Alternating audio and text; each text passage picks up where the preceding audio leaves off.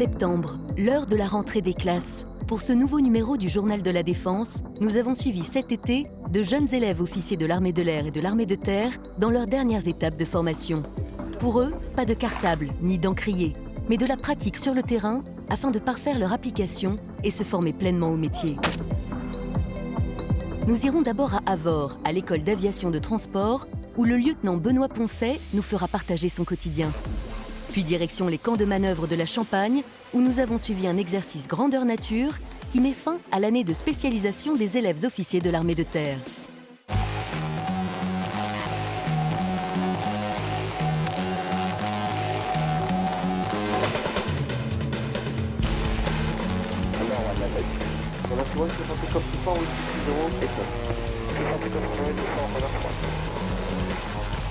À 24 ans, Benoît a des rêves plein la tête. Depuis quelques mois, il étudie à l'école d'aviation de transport d'Avord.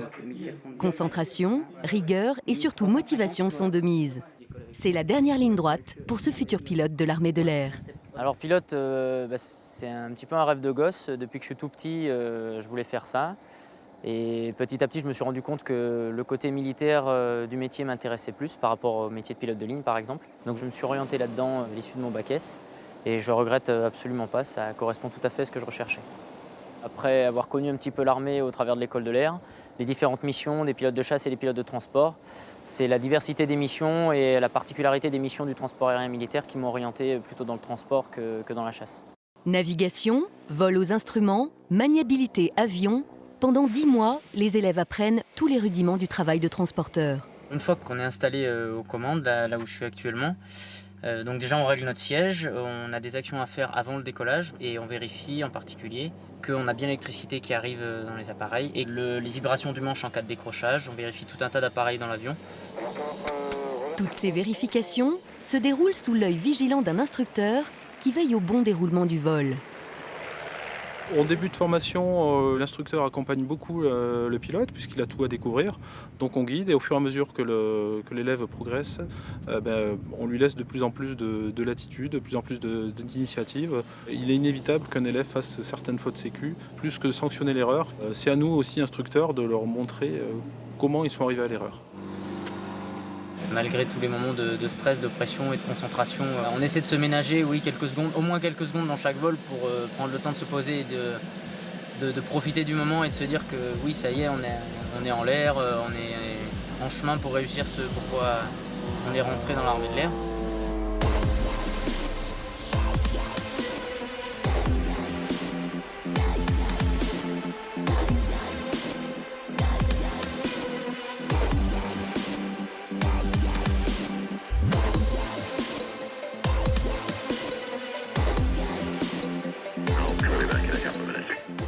Aujourd'hui, on va faire tout ce qui est orientation, changement d'axe. Before take-off checklist. Ok, before take-off, auto-feeding.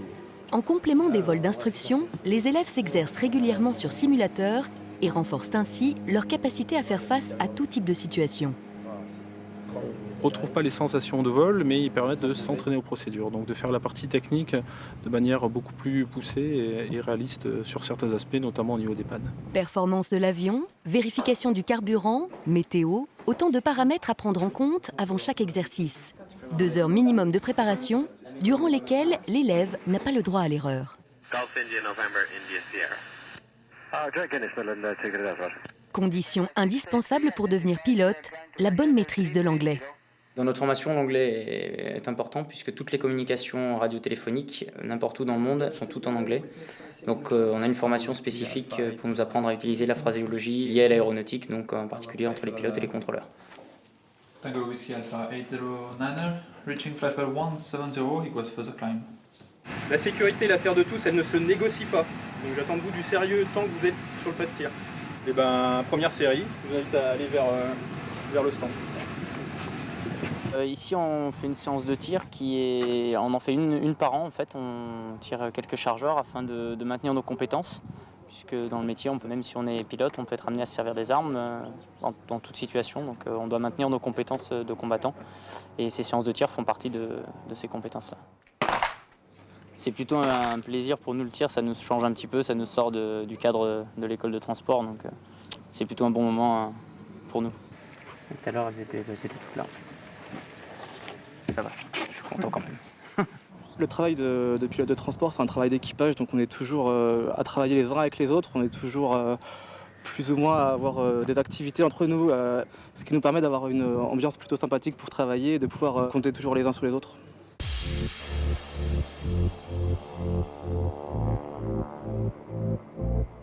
On est en vitri, écoute, et la 2 également. Ok.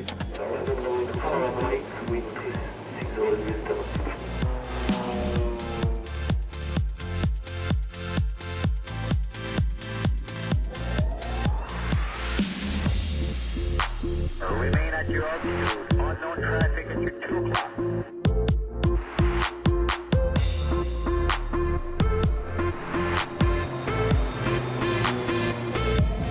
Pour chaque élève, la cérémonie de macaronnage marque la fin de la formation.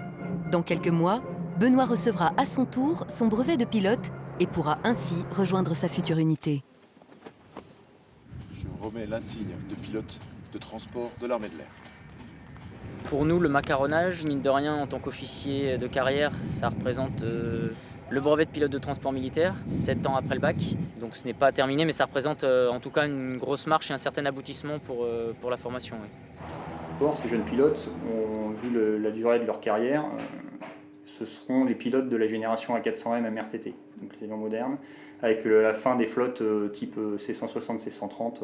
Donc il faudra qu'ils s'adaptent en permanence. Pour pouvoir s'adapter, ils devront faire preuve d'humilité et de travail pour rester des pilotes fiables. Humilité, curiosité et persévérance, autant de qualités propres à un bon pilote. Pour avoir la tête dans les nuages, Benoît devra garder les pieds sur terre.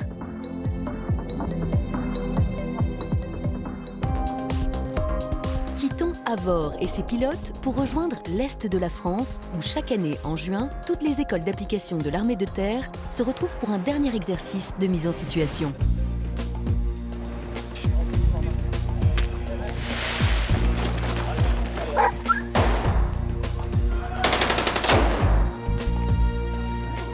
Tu gèles toute la façade sud, ok, toutes les entrées possibles pour éviter une contre-attaque, ok.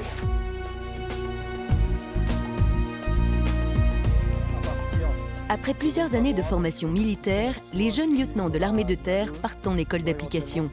Ils y acquièrent les compétences nécessaires pour tenir leur premier emploi en régiment. Alerte, alerte! On commence le combat! Allez, go! Allez, on s'active! La dernière étape est arrivée.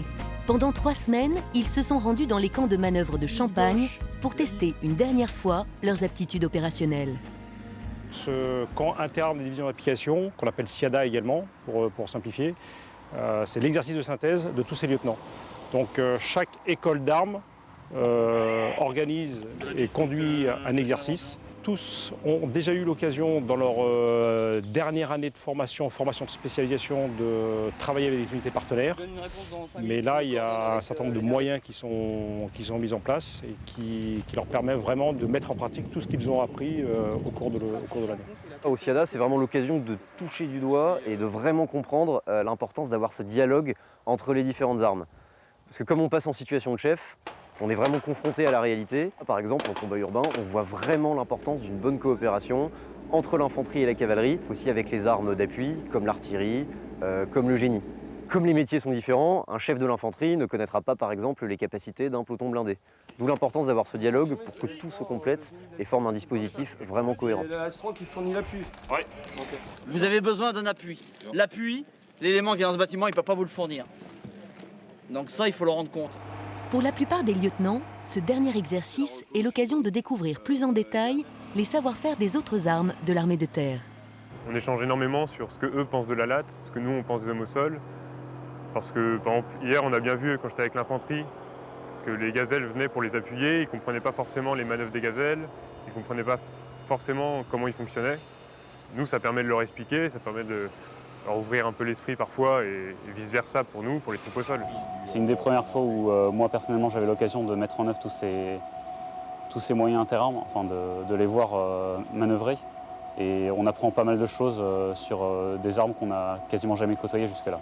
Le fait de travailler en interarmes est très intéressant parce que ça nous permet, par exemple, d'effectuer un franchissement, nous, matériel, orienté par l'arme du train et appuyé par l'arme du génie. Donc côtoyer tous nos camarades et toutes les sections partenaires des autres armes nous met dans un contexte assez réel en termes de projection opérationnelle. Donc on prend vraiment conscience des moyens qui peuvent être déployés sur un théâtre d'opération. Après cette école, ces jeunes lieutenants vont rejoindre leur première affectation pour se consacrer au commandement, le cœur de leur métier, qu'ils abordent avec fierté et humilité.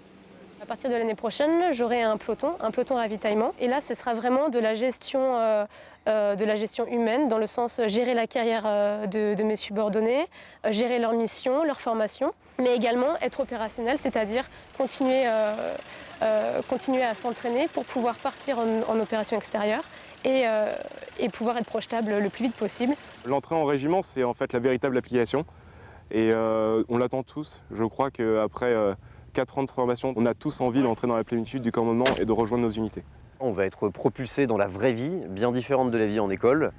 Et en fait, on sera en situation de responsabilité tout le temps. C'est-à-dire qu'il faudra être capable de décider dans l'incertitude, de faire les bons choix et en conditions réelles. Là, ce ne sera plus des exercices, voilà, tout simplement. C'est la fin de ce journal de la défense. Rendez-vous le mois prochain pour un nouveau numéro. Et d'ici là, rejoignez-nous sur les réseaux sociaux.